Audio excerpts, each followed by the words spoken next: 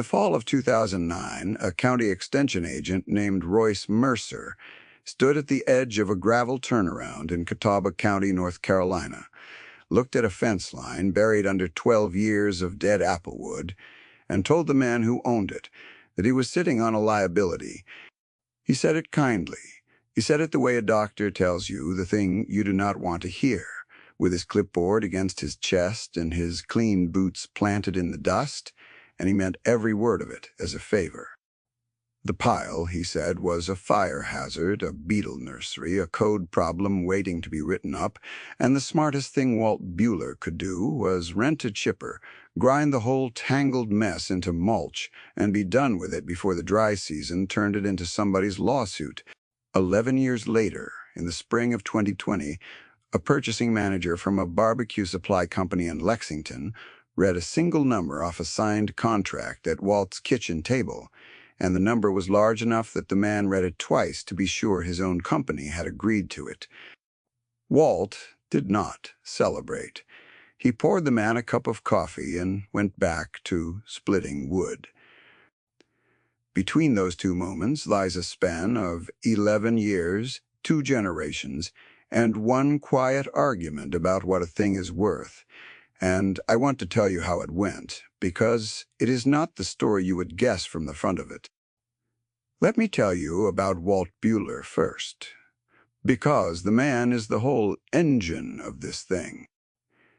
In 2009, he was 61 years old, a third-generation farmer on 140 acres of red clay and rolling pasture that his grandfather had bought off a tobacco settlement in 1931. He was known for 2 things in that part of the county.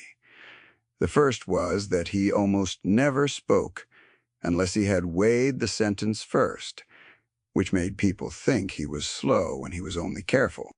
The second was that he could read weather and wood better than any man for 30 miles, a thing nobody credited because it did not come with a certificate. His hands were thick and split at the knuckles.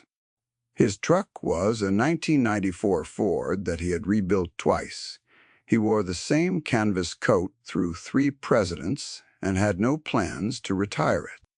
The fence line everybody told him to clear ran along the eastern boundary of his land, and on the far side of it sat the Ostrander orchard, 400 acres of high-density apple trees in tight commercial rows. Every late winter, the orchard crew pruned those trees hard, the way modern apple growing demands, cutting back the prior year's growth to force fruiting wood. And every late winter, they had a problem nobody downstream ever thinks about. Pruned apple limbs are a nuisance. They are too small to mill, too wet to burn clean, too scattered to sell, and there is a mountain of them. For years, the Ostrander operation had paid to haul their prunings to a county green waste site, and for years that cost crept up until somebody in their office did the math and realized the cheapest disposal in the world was a neighbor's fence line if the neighbor would allow it. Walt allowed it. In 1997, the orchard manager had come over with his hat in his hand and asked if he could dump the season's apple prunings just inside Walt's east gate on the strip of waste ground where the clay was too thin to plant anyway. And Walt had thought about it for a long moment and said one word. He said sure. He did not ask for money. He did not draw up a paper. He just let a truck back through his gate every February and tip a load of dead apple limbs onto ground that grew nothing but broom sedge, and then a second truck, and then, over the years, a great gray reef of tangled wood that climbed and spread and settled and aged, season over season, until by 2009 it ran the better part of 200 yards and stood taller than a man in places. That is what Royce Mercer was looking at the day he called it a liability. And here is the thing you have to understand about Royce, because the niche temptation is to make him a fool, and he was not one. Royce Mercer was a good extension agent. He had a master's degree in agricultural economics from a land-grant university. He had spent 20 years helping small farmers stay solvent in a business that eats small farmers alive, and he had personally saved more than one family operation from a bad loan or a worse crop decision. He was sincere. He was not a bad man. He simply believed, the way his whole training had taught him to believe, that the value of a thing was the number you could write down for it, and there was no number you could write down for a pile of rotting apple wood except a negative one. To Royce, that reef of limbs was a cost. He could not see it any other way, and it would be unfair to ask him to, because nothing in his education had ever given him the eyes for it. Walt heard him out. He stood there with his thumbs in his coat pockets and let the younger man finish, and when Royce was done laying out the chipper rental and the mulch yield and the liability exposure, Walt looked at the pile for a while and then said the thing that became, in a small way, the hinge of the whole story. He said, "That's not trash. That's curing." Royce smiled the patient smile of a man who has heard folk wisdom before he wrote nothing down. "Sir," he told Walt to think it over, climbed back into his clean white county pickup, and drove off down the gravel, and that was the first time the dismissive label got fastened onto the thing. A liability. It would get fastened twice more before the weather settled the argument, and each time it would be a person Walt respected who said it. Now let me tell you what Walt actually knew, because this is the part Royce could not see, and the part that makes the whole thing turn. There is a difference between green wood and seasoned wood that anybody who has ever built a fire understands in their hands, even if they cannot explain it in their head. Fresh-cut wood is full of water, sometimes half its weight in water, and water does two things when you try to burn it. It steals heat, because every drop has to boil off before the wood beneath it can catch, and it carries the volatile compounds in the sap up into the smoke in a raw, acrid, creosote-heavy form that tastes like a chimney fire and ruins anything you cook over it. That is why a man who smokes meat for a living will not touch green wood. He wants the water gone, and he wants the sugars and the aromatic compounds in the wood changed slowly by time and air into the gentle, clean, burning fuel that lays a thin blue smoke over a brisket and makes it taste like something you would drive 100 miles for. Seasoning wood is not complicated, but it is slow, and slowness is the one thing the modern world has no patience for. You cut the wood, you split it so the air can reach the heart of each piece, and you stack it loose where the wind and the sun can get at it, and then you wait. For most hardwood, you wait a year. For the dense fruit woods, apple and cherry and pear, the wood that barbecue people prize above almost anything because it burns mild and sweet and clean, you can wait 2 years or 3, and the longer it sits, the better it gets, up to a point as the moisture drops and the harsh early compounds break down, and what is left is the good stuff, concentrated. The Ostrander orchard had been dumping apple prunings at Walt's fence for 12 years. Do you see it now? Royce saw a fire hazard. Walt saw the largest pile of perfectly aged, premium-grade apple-smoking wood in 3 counties, sitting on ground he did not have to pay for, delivered free by a truck that came every February, getting more valuable every single year that everybody told him to grind it into mulch. He had not engineered it. He had simply looked at the same pile everyone else looked at and seen a different thing because he had spent 60 years learning to read wood, and they had spent their years learning to read spreadsheets, and the two kinds of sight do not always agree about what is in front of them. He did not say any of this to Royce. He rarely explained himself to anyone. He had learned a long time ago that explaining a thing to a man who has already decided you are simple only makes you look simpler. So he let them think what they thought, and he started quietly to work the pile. Let me tell you what working the pile looked like, because it was not glamorous and it took years. Walt could not process 200 yards of tangled apple limbs in a season, and he did not try.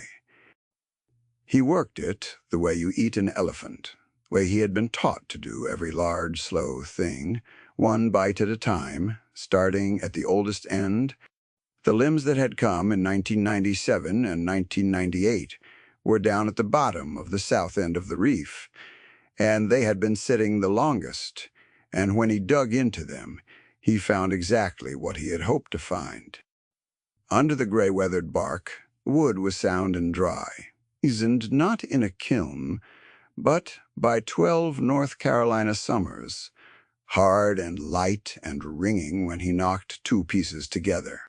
The bad pieces he found, too, the ones that had taken ground moisture and gone punky and soft at the heart, and those he threw on a separate heap for his own stove, because he would not sell a doubtful stick even to himself.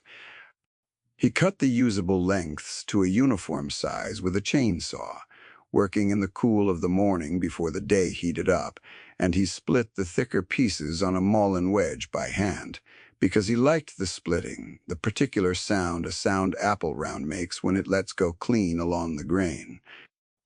He restacked the finished wood in neat ricks.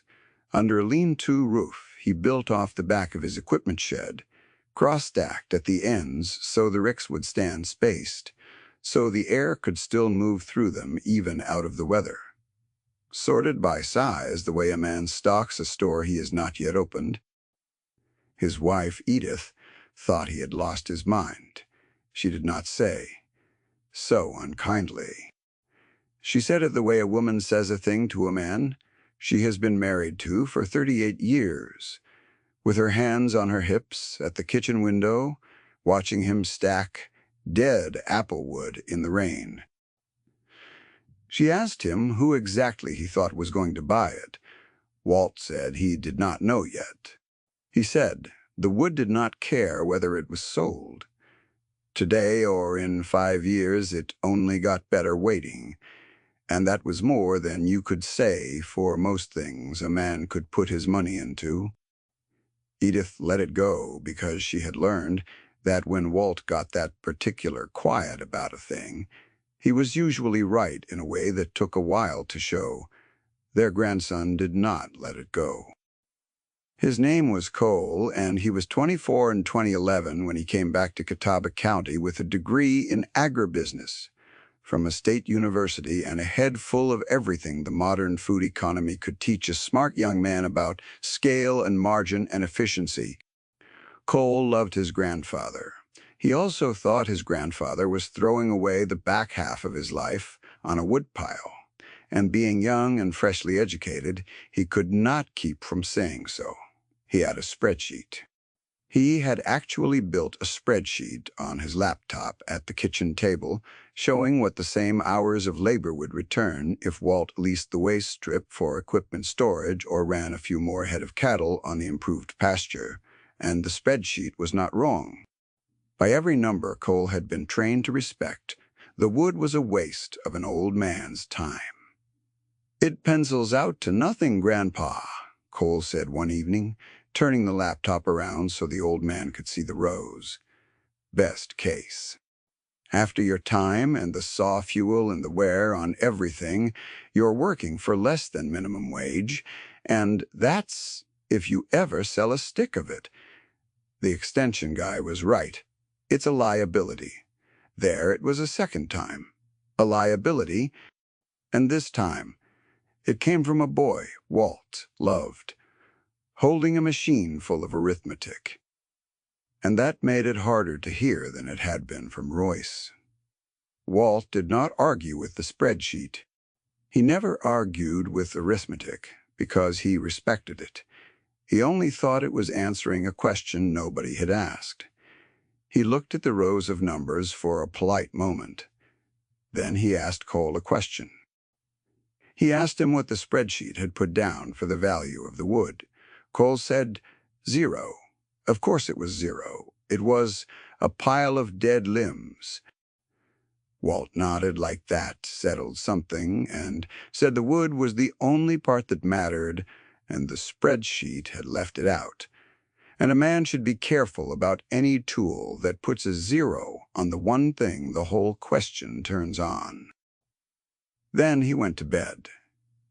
Cole sat at the table a while longer, irritated in the way you only get at someone you cannot dismiss, and closed his laptop without an answer.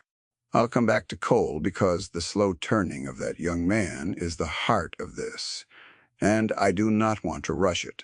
Stay with me, because what changed his mind was not an argument. It was a structural shock that nobody saw coming, and it broke the man across the fence line in a way that taught Cole more than any spreadsheet ever. First, though, you need to meet that man because his story runs alongside Walt's the whole way and ends very differently. Let me tell you about Dale Ostrander. Dale ran the orchard on the other side of Walt's east fence, the 400 acres of high-density apple that fed the pile. He was a good grower and a confident one, 50 years old in 2011, second generation in the apple business, and he had done everything the industry told him to do, and done it well. He had pulled out his father's old standard trees and planted dwarfing rootstock in tight, high-yield rows. He had borrowed against the land to buy a modern controlled atmosphere storage facility, the kind that lets you hold apples for months and sell into the high winter market, and he had borrowed again to put in a state-of-the-art trellis, and he had bet the whole operation on a handful of premium apple varieties that the packers and the grocery chains wanted because that was where the money was. To Dale, Walt's woodpile was a charity. He performed a place to dump his prunings for free, and a quiet reminder that the old man next door had never modernized and never would. Dale was not a villain. I want to be careful here the way Walt was careful. Dale was a sincere man who had followed good advice from smart people, and the advice was good right up until the moment it wasn't. He had concentrated his orchard into a few high-value varieties because diversity is inefficient and uniformity is profitable, and every consultant he ever paid had told him the same thing. And for years, it made him money.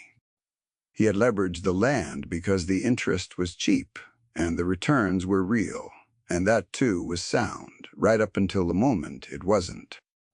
The whole modern shape of his operation was built for a world that stayed the same, and it was magnificent as long as the world stayed the same. Which brings us back to the wood, because while Dale was leveraging and concentrating and modernizing, Walt was doing the opposite of all three. He was holding a diverse, debt-free, slow-moving operation that produced almost nothing the market valued, and he was banking a resource that cost him nothing and got better the longer the world ignored it.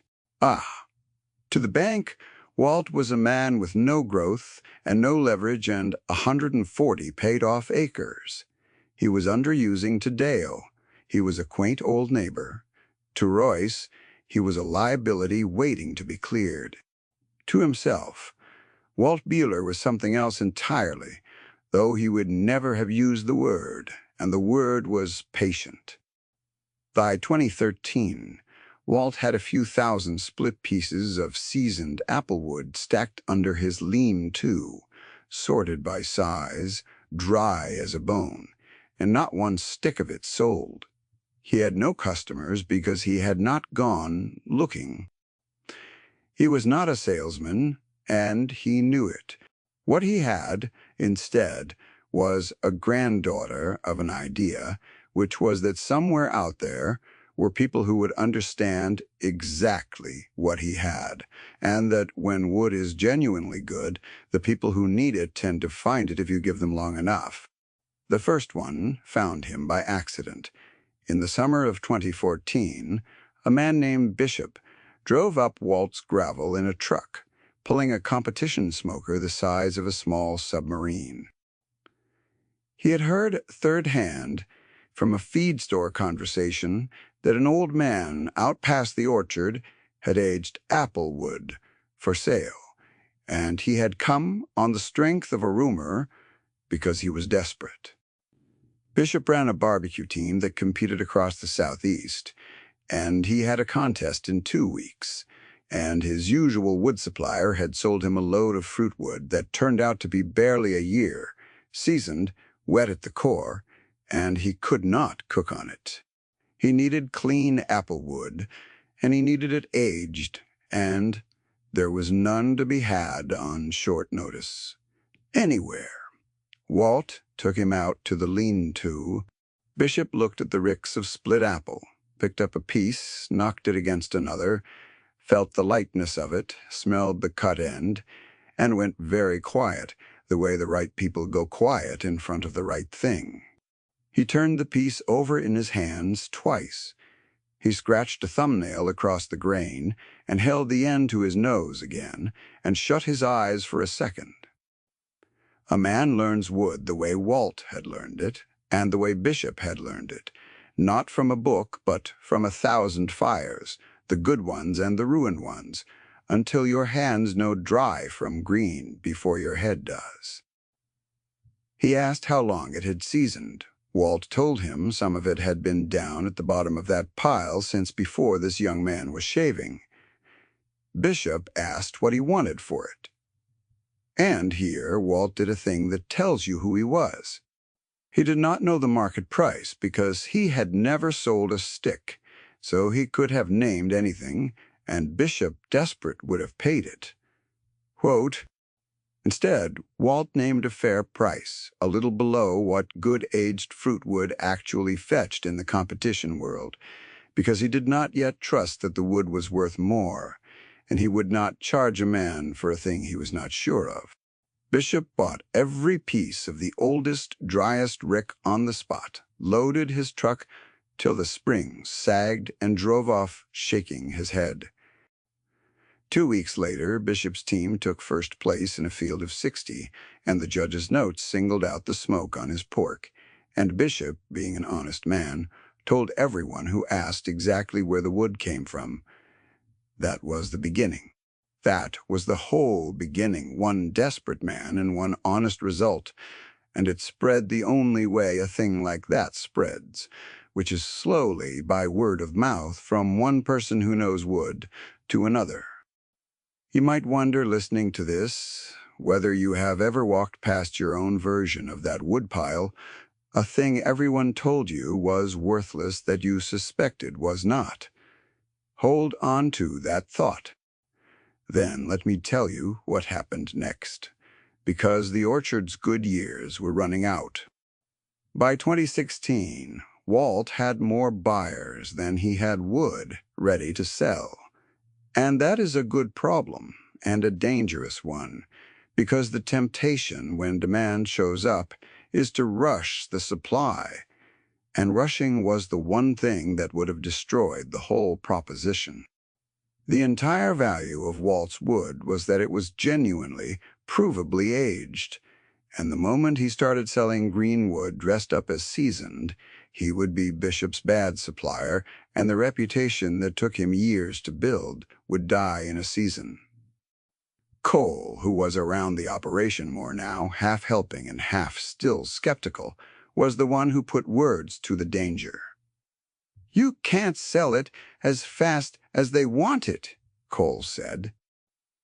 They were standing at the lean-to, and the ricks that had looked endless a few years back were visibly thinner. "If you take every order, you'll be shipping wood that isn't ready. And then you're nobody." Walt looked at his grandson for a moment, and something passed over his face that was close to a smile, because the boy had just stated in his own words the exact principle the old man had organized his whole life around. You do not sell the thing before it is ready. You let it become what it is going to become on its own time, and you take what that gives you and not $1 more. "Then we don't take every order," Walt said. It was the first time he had said we. Cole noticed it, too. He did not say anything about it, but something shifted in him that day.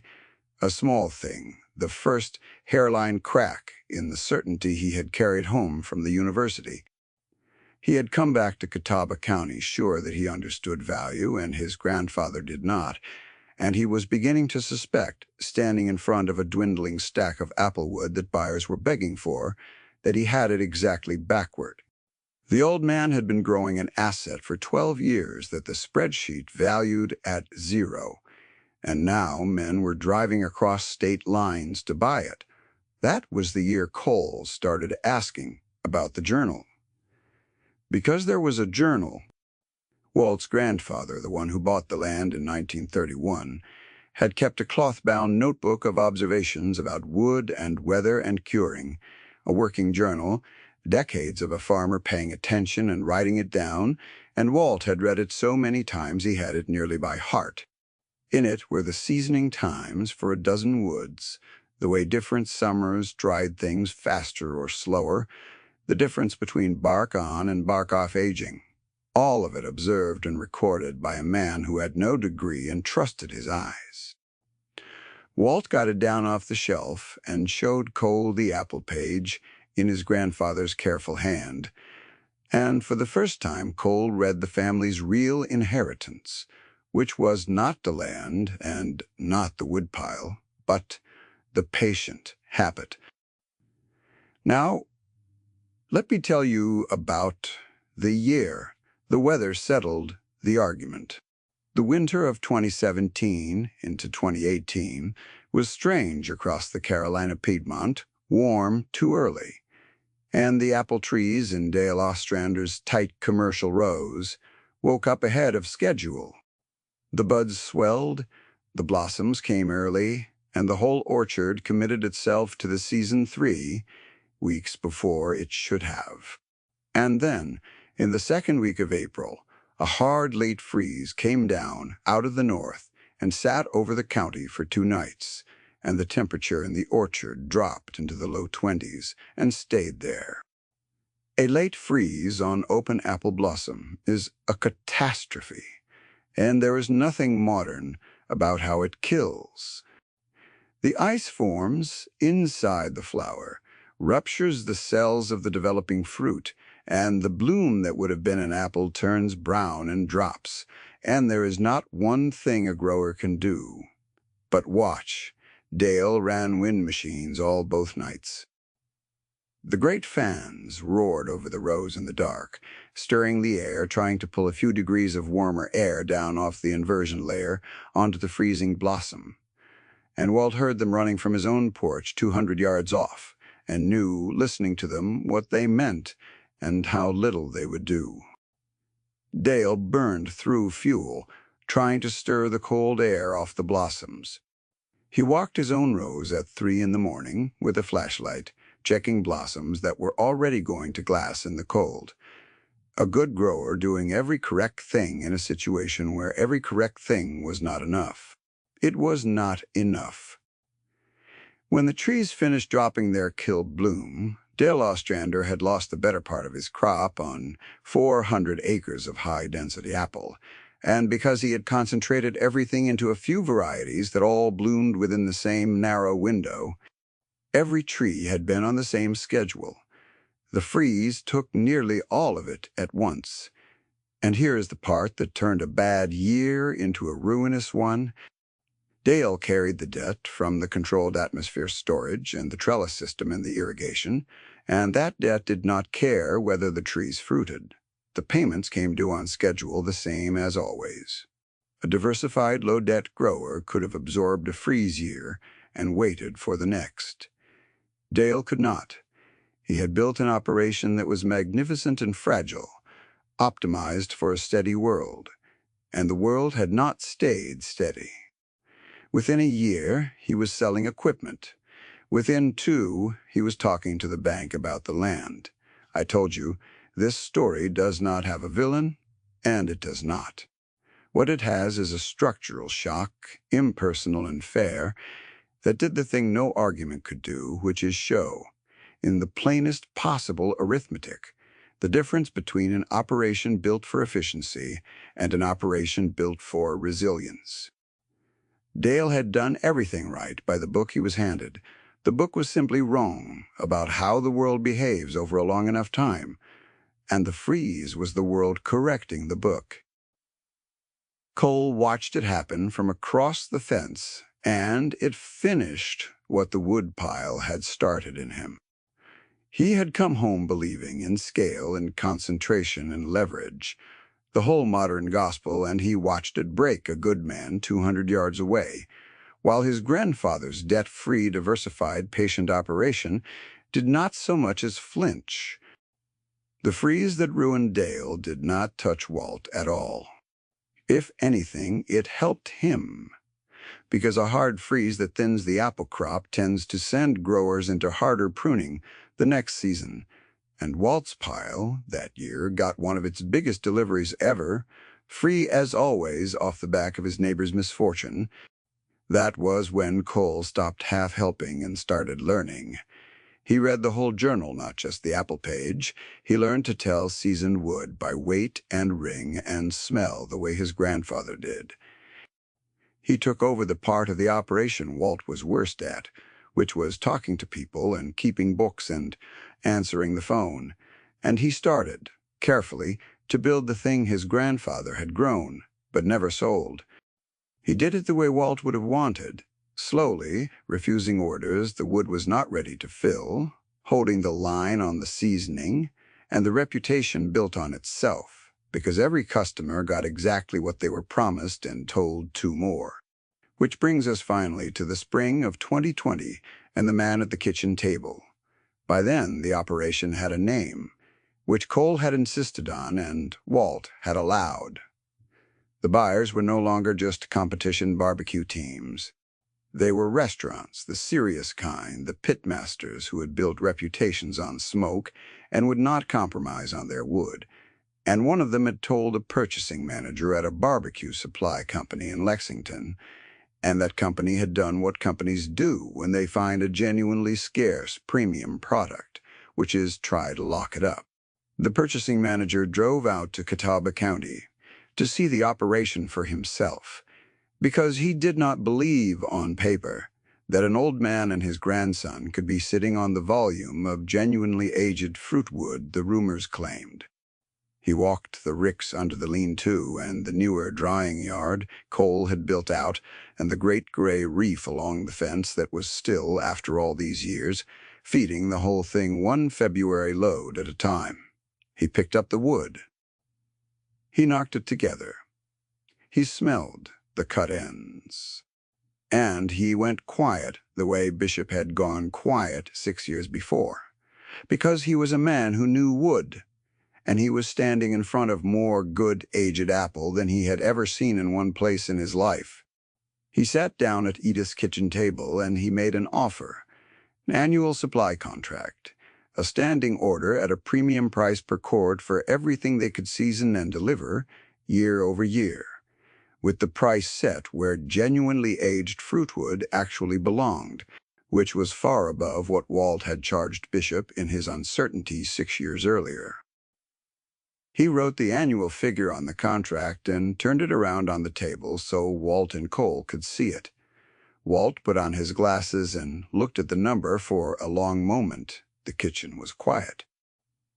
Out the window, the gray reef of apple wood ran along the fence in the late light, 12 years of somebody else's trash, and the number on the paper was what that trash was worth now to a man who knew how to read it. It was $190,000 a year. Nobody said anything for a moment. Walt took off his glasses. The purchasing manager, who had expected a negotiation, watched the old man set the paper down and was a little unnerved by the silence, the way confident people are unnerved when the thing they came to dominate does not push back. Walt did not push back. He did not exclaim, "Puss." He had known for 11 years, roughly, what the pile was worth. The only news in the number was that the world had finally agreed with him, and a man does not celebrate being told a thing he already knew. He said the price was fair. He said they would need to talk about volume because he would not promise more wood than he could properly season, and he would not ship a green stick to save a contract. The purchasing manager, hearing a supplier turn down volume to protect quality, understood that he was dealing with something rare and agreed to every term. Walt poured the man a cup of coffee. Then he got up, because there was wood that needed splitting, and went out and split it, and that is the truth of how he took the news. $190,000 a year off a pile that a sincere and intelligent man had told him, in 2009, to grind into mulch before it got him sued. Let me tell you about Royce Mercer one more time.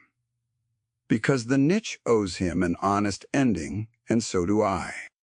Royce was still the county extension agent in 2020, older now, near retirement, and he heard about the contract the way everyone in a farming county hears about everything, which is eventually and in detail. He drove out one afternoon on his own time and found Walt at the lean-to. He did not come to gloat because there was nothing to gloat about, and he did not come to apologize exactly because he was not a man who groveled. He came because he was an honest professional who had been wrong about something for 11 years and wanted to understand how. He stood at the ricks of split apple, and he asked Walt to explain it to him, plainly the way you would explain it to a man who knew agriculture but had missed this one entirely.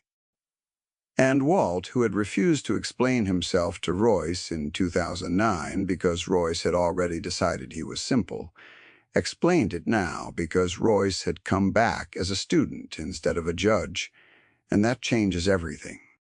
He told him about water weight and volatile compounds and the long, slow change that turns harsh green fruit wood into clean, sweet smoking fuel. He told him about the 12 free February deliveries in the ground too thin to plant. He told him the whole mechanism, and Royce listened to all of it. And at the end, he said the only thing there was to say. He said, I valued it at 0.